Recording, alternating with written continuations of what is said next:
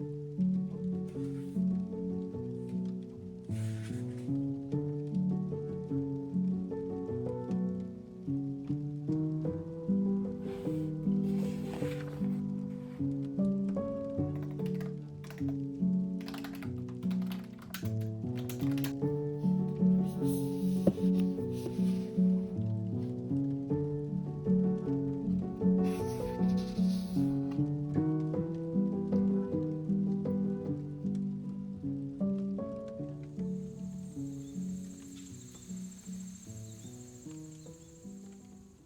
friends, welcome back to another video. Today I plan to film a cozy reading vlog for you all, and it's one of those ones where it's a 24-hour reading vlog. Now, I've seen some of my favourite YouTubers film these videos and I always find them so entertaining, and I've always wanted to challenge myself to see how many books I could finish within 24 hours. As you can see behind me, I've got my stack of books that I'm hoping to read in this video. Now, I've never timed myself reading before, so I don't actually know how long it takes me to get through an average book. I'm hoping to be able to get through these 4 to 5 books that I've planned because they're just all so sweet and books that I've been meaning to read for a while now anyways. Okay, so the very first book that I have here is 10,000 Stitches by Olivia Atwater. I've mentioned so many times before that I love and adore Half a Soul by Olivia Atwater, and this is book 2 in the Regency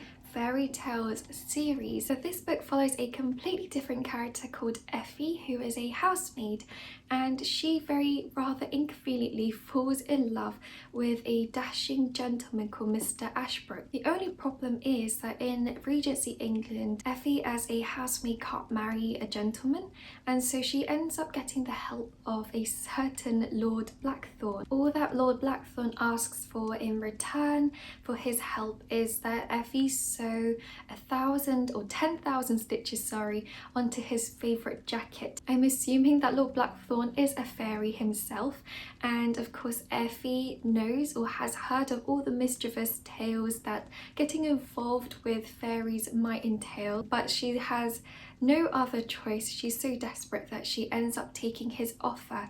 And so if it's anything like the first book, I can't wait for all the cozy, whimsical and magical atmosphere that Olivia Atwater created in Half a Soul. And of course the romance in the first book was so sweet and clean and beautiful, and so I do hope that the second book will also follow in the same way. It's also a relatively thin book.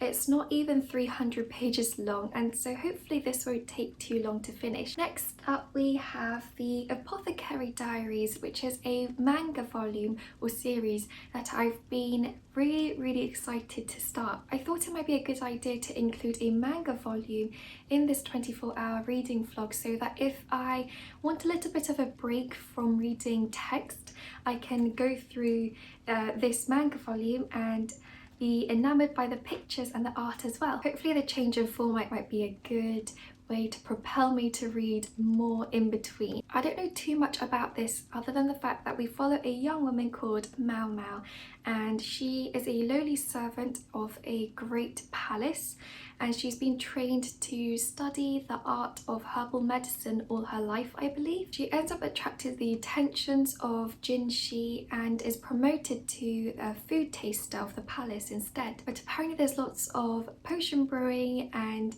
solving mysteries in the palace, so I'm very excited, and I know that some of you really enjoyed this as well. The very next book I have is Crookhaven by J.J.R. Kanjo, and it's a middle grade that I featured in the last couple of videos because it is one that I've been wanting to read for a while. I don't know if this counts as cheating, but I'm about halfway through this book already, so maybe that is cheating, but I really wanted to include it in this cozy vlog because I've been really enjoying it so far. So Crookhaven is a middle grade fantasy story.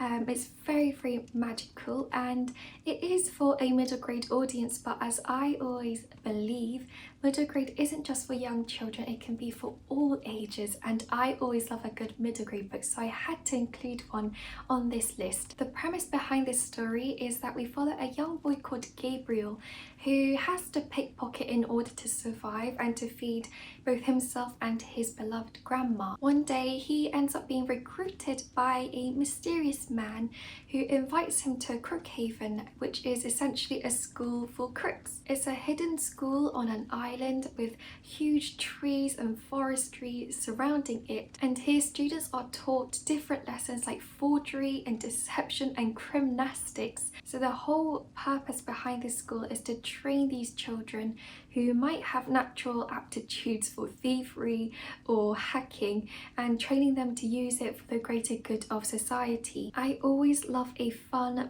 fantasy school, and this one has the most interesting premise that I've ever read in a fantasy school setting. What I find really compelling is that the author actually studied criminology and psychology, I believe, at university, and so this is his middle grade debut, although he's written, I believe, some other books for adults as well. Anyways, I'm hoping to finish this book off as well in this 24-hour vlog. The next book I have is The Wishing Game by Meg Schaffer. It's one that I have to read as part of July's book of the month for Foxenwood. I'm especially excited to read this book though, because I've heard that it's a very heartwarming and whimsical magical realism book that gives off like Willy Wonka vibes. I believe it follows a woman called Lucy Hart, who is currently a teacher's aide, and when she was a young girl she found a lot of comfort and solace in Jack Masterson's Clock Island books. Now she shares her love of these books and her love for reading with a young boy called Christopher, who was a former student, and Lucy would do anything to be able to adopt him. The only problem is that Lucy can't afford it, and so when there is news that the famously reclusive Jack Masterson has written a new book and only has one copy of it on his mysterious island, Lucy is over the moon to have this opportunity. On the blurb it mentions that this book is a found family story, but it also hints at a possible romance between Lucy herself and the illustrator of the series. And you all know how much I love a beautiful romance, and so this book is one that I really hope to be able to finish within the 24 hours as well. I also have an audiobook that I would love to get to, and it's called The Lost Library by Rebecca Stead and Wendy Mass. It's another middle grade, and I believe this one's a cozy mystery. One day a boy called Evan discovers a mysterious little free library that's guarded by a large orange cat, and it's popped up out of nowhere seemingly. And so when he decides to pick 2 books off the shelves, he doesn't expect that his life is about to change forever. There seems to be a link between one of the old books on the shelves and an event that took place that none of the grown-ups want to talk about. And so the story is told by 3 different perspectives, one of Evan himself, one from Mortimer the orange cat who guards the library, and a ghost librarian called Al. On Goodreads it mentions that the Lost Library is all about the power of a good book and the librarian who gave it to you as well. And so I think this will be a really charming story.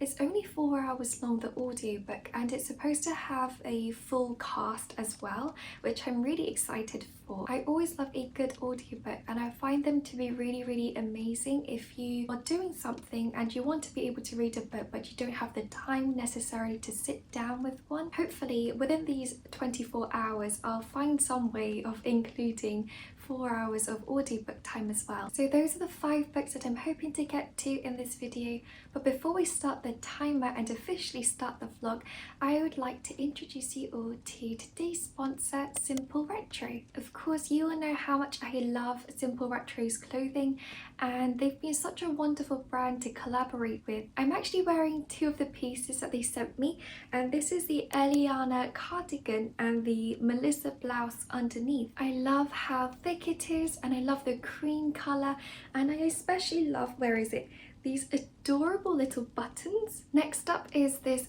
gorgeous blouse, and it's the Melissa blouse. I always love Simple Retro's blouses, and I feel like they're just exactly what I'd imagine like a Victorian librarian would wear. It's actually lovely and light, so perfect for summer or perfect to maybe layer up with under a cardigan or a jumper in autumn and winter. But yeah, I think this might be one of my favourite blouses that I've ever received from them. Next up is the Michelle vest, and I've wanted one of these vests for a while now, so I'm so excited to have one in my wardrobe. One of my friends actually owns these kind of like vests, and I think it looks amazing on her, so I'm excited to be able to wear one and try it out myself. I've just thrown it on top of the blouse. It's just super cute.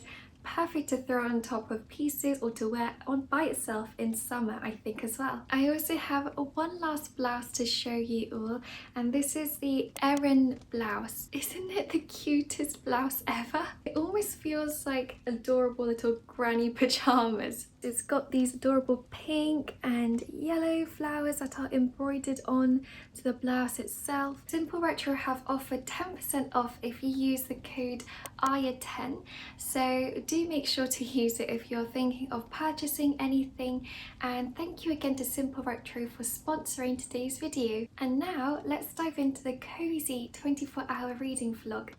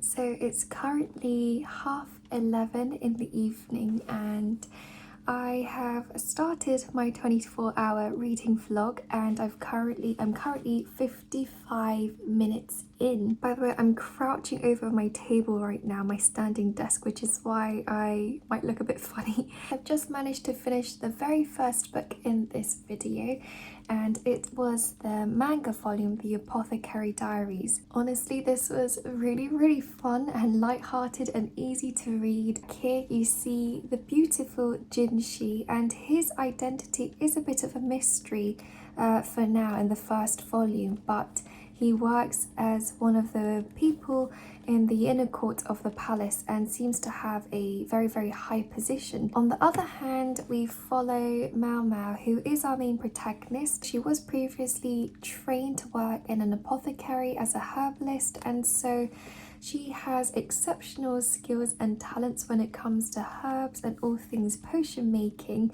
So you see her utilizing these skills to help the inner court in the palace. The relationship she has so far with Jinshi is quite hilarious actually. It made me laugh out loud a couple of times already. Mao Mao as a character is really full of life and very vibrant and funny, and she does not care that Jinshi is handsome at all, whereas everybody else is fawning over him. She just does not care, and so Jinshi takes on, or like sort of takes it on as a bit of a challenge to make her like him. And so that chemistry, that relationship is already very entertaining, and I'm actually really excited to pick up volume 2. But I'm currently almost an hour in, and so I might try and pick up either The Wishing Game or Crookhaven before I go to bed this evening, and maybe get me like another half an hour's worth of reading time in. But so far we're off to a very good start, and I'll see you in the next clip.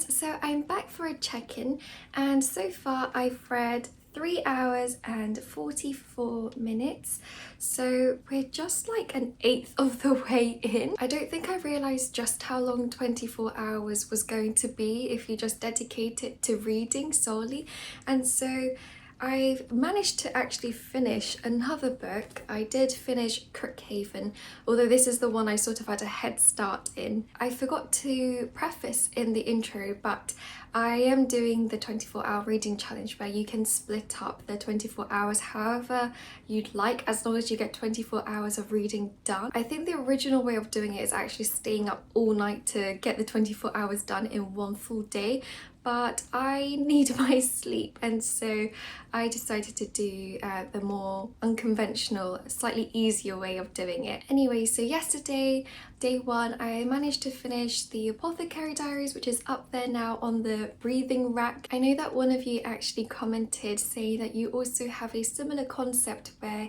you let your books sort of sit for a while after you finish reading them and there's like a space for them to breathe. So like I mentioned before, Crookhaven follows a young boy called Gabriel who is very good at pickpocketing in order to survive. Without spoiling anything, book one really follows Gabriel as he gets to know the environment at Crookhaven, which is the school for crooks, and as he explores the different classes, meets different classmates and teachers. I think the world building in this was so imaginative and fun and really unique.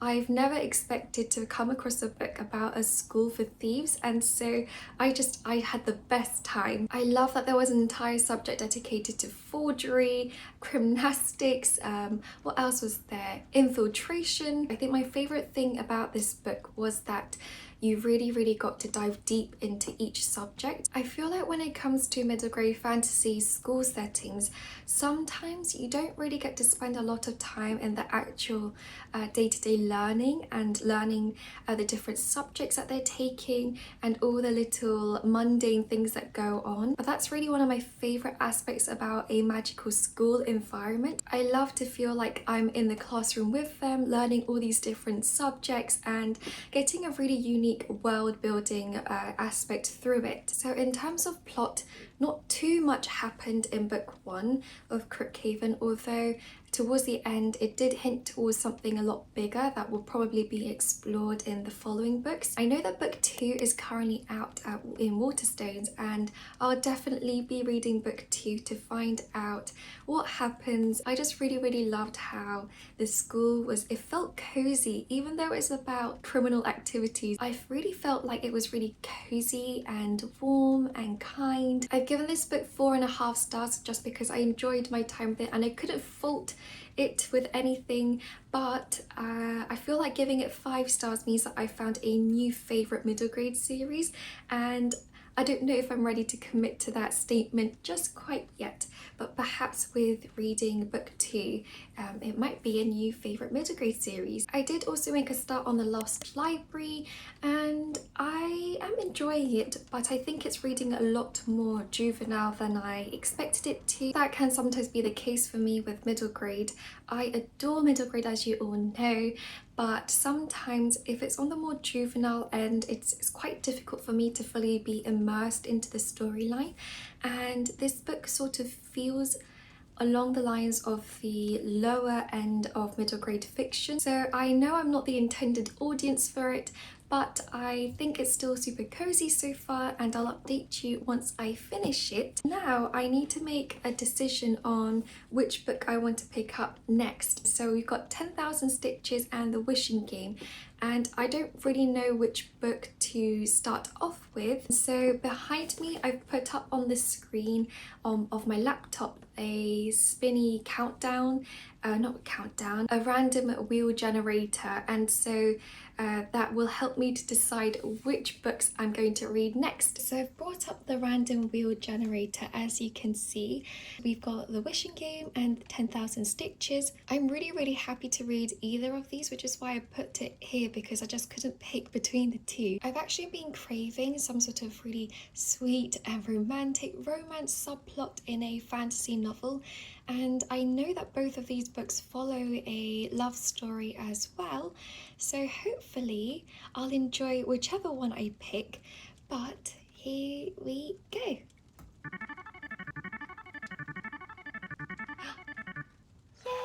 It's 10,000 stitches!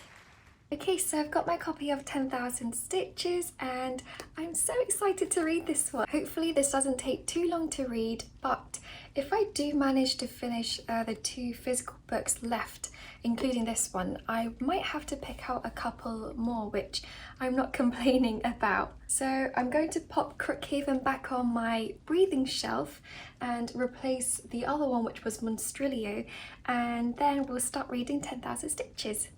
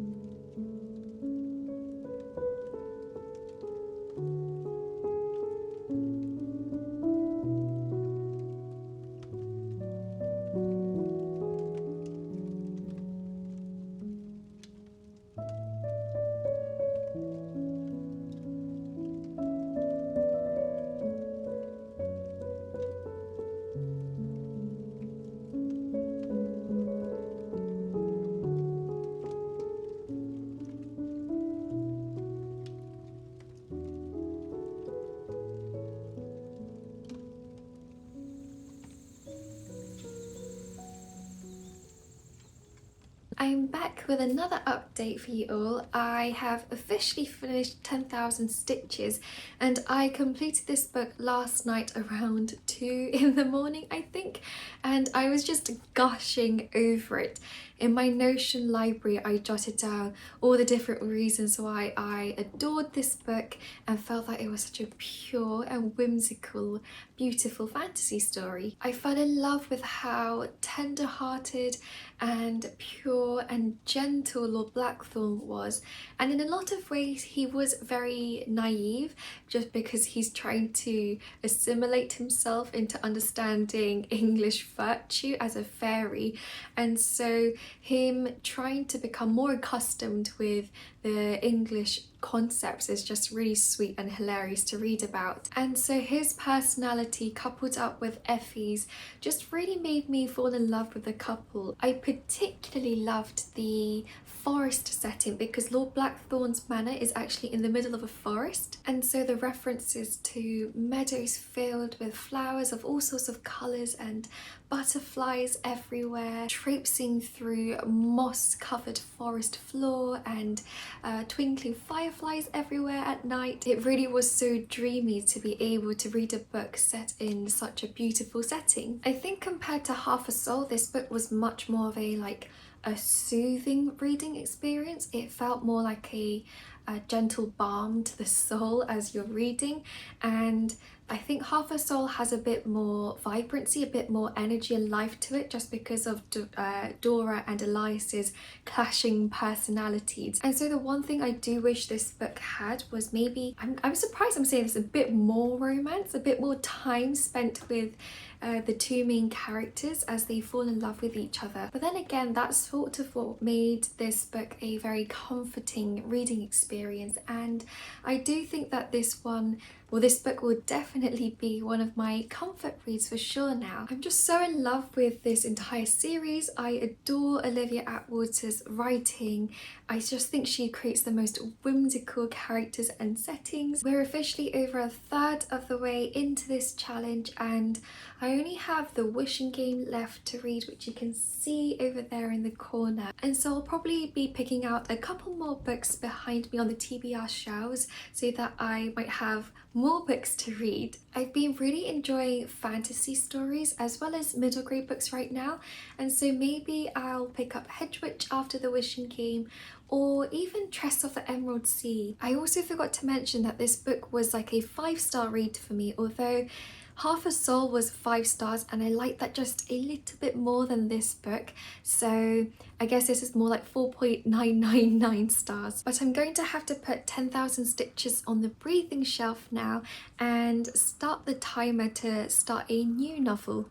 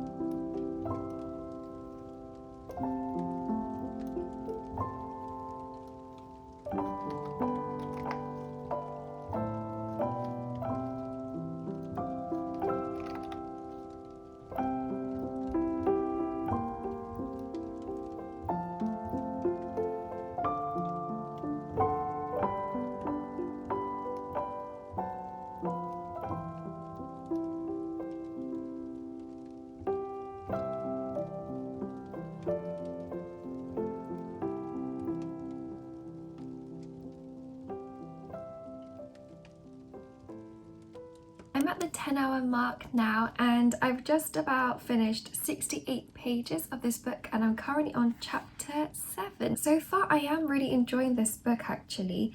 It's a lot more contemporary than I thought it would be. Having read a lot of fantasy books lately, it took me a couple of pages to really get into the rhythm of this more contemporary style of book. I will say there were a couple of moments in this story where I felt sort of taken out of the book. I felt like certain phrases were really unexpected and a bit jarring, and it took me out of the story and made me really feel a bit uncomfortable. But so far I am really enjoying it, and I definitely understand why it's been marketed as a sort of Willy Wonka tale. I feel like conceptually it's really unusual and interesting, and also one that as children you always imagine, if you're a bookworm and you're into fantasy stories, you always imagine what it would be like to be a part of the crew in this story, or of the characters, or to be involved in the story, to visit certain places. And so the way that the author centers this entire story on this idea of like a childhood fantasy is just really nostalgic. And I mean, it's just something that I've always dreamt of since I was a child as well. I'm rubbish with riddles and my brain just doesn't like to function in that kind of way. But this book has been filled with riddles so far, and it's been really entertaining actually to try and guess what different things mean. And it's a very fun book overall. I think it's very quirky. I also love that it touches upon the importance of a good book and just the kind of influence that stories can have on young children and how it carries them through really difficult situations. The main protagonists of the story haven't actually met each other yet, and it's been like dual perspectives, sort of flitting back between Hugo's point of view and Lucy's point of view. But I can't wait, hopefully, for them to meet each other soon and to see the chemistry between the characters and to see the way that they interact with each other. I think that'll be really, really interesting and hopefully romantic and sweet and funny as well. Anyways, we're going to finish this book hopefully by the end of this day or tomorrow, and I think, yes, I'll definitely have to pick another book out in order to fill out or fill up all the hours in this 24-hour challenge.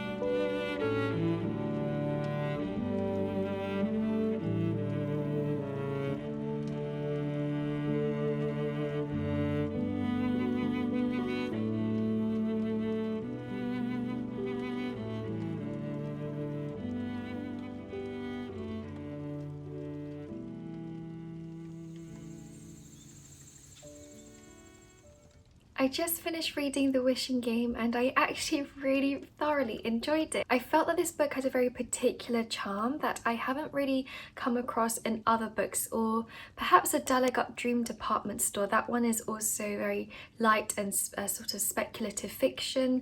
It's kind of weird and quirky, but it's still super charming. This book was very mystical to me and also incredibly cozy at times as well. Clock Island itself is surrounded by this wonderful ocean, and you get descriptions of the sea breeze and the saltiness in the air and the wind blowing through her hair. There are some fantastic descriptions of nature with forest on this island and obviously the sea, but also like more magical descriptions like the starry nights and cozy fireplaces and a huge Victorian library. All of that coupled with the strange riddles that Lucy has to solve really added to this entire mysterious and whimsical nature to it. I also loved the chemistry between Lucy and Hugo the illustrator, and I really appreciated the slow burn clean romance. Whilst this book is magical realism and it's a very light speculative fiction novel, it is also a contemporary novel as well, in that it's a contemporary setting, and it actually addresses some really difficult and hard topics, so please look into the trigger warnings. I also want to note that the reason why I didn't give this 5 stars was because there were a couple scenes that just made me feel really uncomfortable. The way that certain topics were dealt with, or character relationships for instance, that I felt a little bit bothered by. I actually searched up reviews on Goodreads after I finished reading this to see if I was the only one, and it turns out that a lot of people resonated with that. But other than that, I did find that this book felt really whimsical and wonderfully weird to me. I'm just interrupting this video to say that I changed my mind. I thought about it and I was like, actually no, I want to give this book 5 stars despite all the little problems that I felt that I had towards it. In spite of all of that, I think the fact that even after a couple of days having read this book now, it's just left such a big impression on me, and it really did move and touch my heart. I can overlook all those little nitty-gritty bits and be like, yes, this book is 5 stars in my heart. The story in and of itself and the characters and the way the book made me feel, it just was really such a wonderful, beautiful read. Anyway, since we still have about 10 hours left and I've finished the physical books that I had added to my TBR, I have decided to pick up one of the books that I mentioned a little bit earlier, and I think I'll try and read Hedwitch next. It's supposed to follow a girl who runs away from her boarding school in order to find her mum, I believe. On the back it mentions that Cassie escapes to a magical village called Hedgley, and here she learns how to become a hedge witch who looks after the lands between England and Fairy. I'm hoping that this will be another cozy read. It has some beautiful illustrations inside, so I'll definitely take some time to admire the artwork in this book. But I feel like I've talked for quite a while now, and I can't wait to dive into this particular book, so I'll see you in the next clip.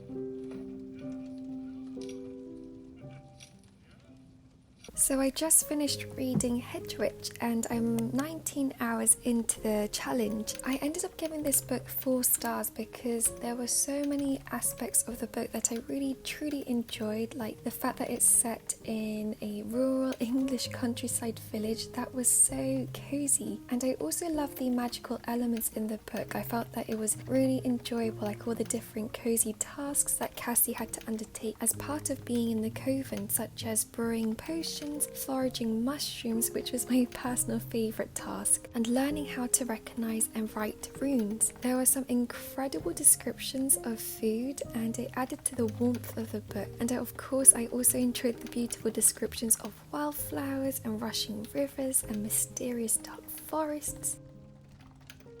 In many ways, the book felt like a classic children's fantasy novel because of the ways in which the Fae were described as being darker and more mysterious, and classic goblin markets. And of course, it also helped that the illustrations in this book were so fantastic and old school. I was really surprised actually that parts of the book read a bit more like a darker fairy tale, and if Greenwell felt like a magical fantasy with green academia, this book felt slightly more like a classic fairy tale.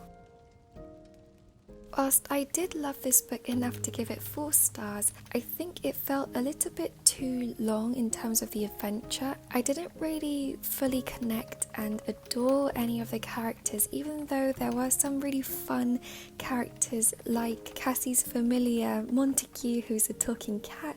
But for me, I need to really fall in love with the characters in order to really connect to a story, and I feel that this is especially true for me personally when it comes to middle grade novels. I'm really glad that I managed to pick it up though, and I would really recommend it to anybody who wants to read it as well. I've had the best time with all the books that I've read for this video, and every book I think has been 4 stars and above, and I've come across some new favourites as well, which I'm so excited about.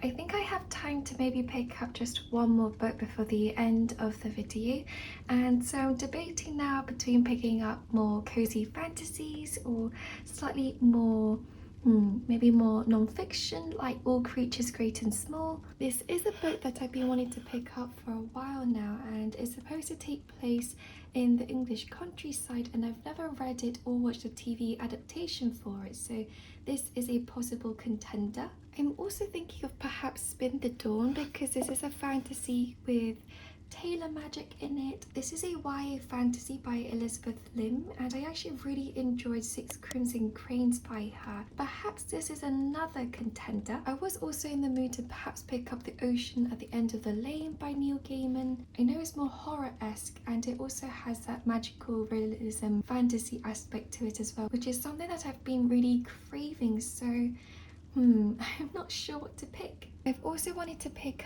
up The Hobbit and Trust of the Emerald Sea for quite some time now. I think what I'm going to have to do is create the random wheel generator again and put those couple of books in as options, because I'm awfully indecisive and I need some help, so that's what I'm going to do now.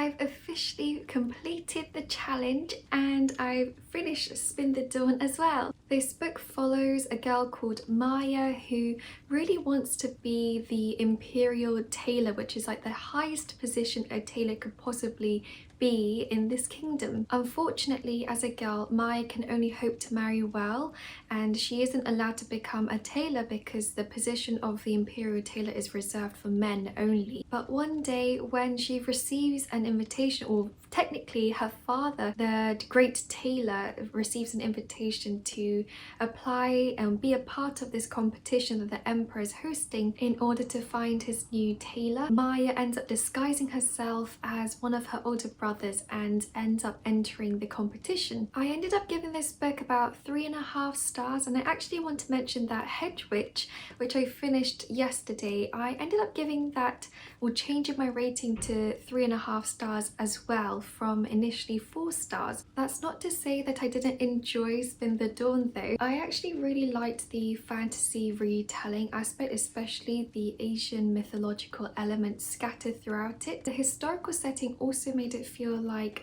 almost like a K-drama, which I really enjoyed. My favourite part of the story was part 1, where Maya was actually at court going through her different trials and making these stunning gowns and dresses. The other half of the story was focused more on a journey, which wasn't particularly my favourite, and I felt that as much as I loved Maya and Eden, I felt like there could have been something more drawn out of them and their relationship. So yeah, it was a slightly disappointing towards the second half of the book, and I definitely had such a good time, or a much better time I should say, in the first half. Anyways, I've managed to grab all the books that I've completed during this challenge, and we have 6 physical books that I managed to read in the 24 hours. I didn't manage to complete The Lost Library, which is the audiobook I started, and to be honest, I don't know if I'll finish it because I just felt it was a little, like I said, juvenile for my personal taste. But I am really happy with the 6 that I did manage to complete.